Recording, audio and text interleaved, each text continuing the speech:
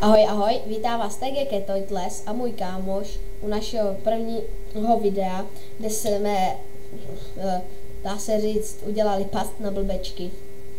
Takže prvně vám ukážeme, jak to funguje.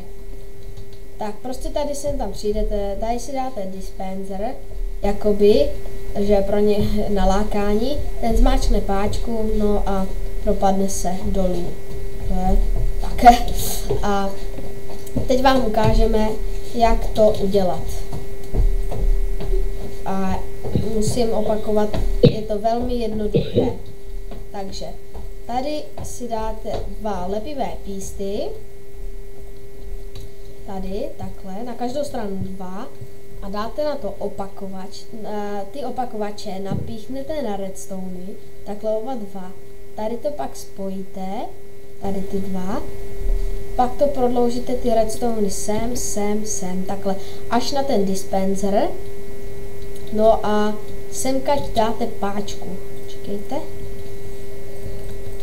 Tady dáte páčku. Vidíte, je to takhle napojené.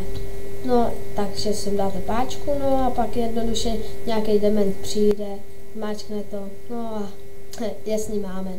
No, to bude asi vše, možná budeme točit i dále, no a tak.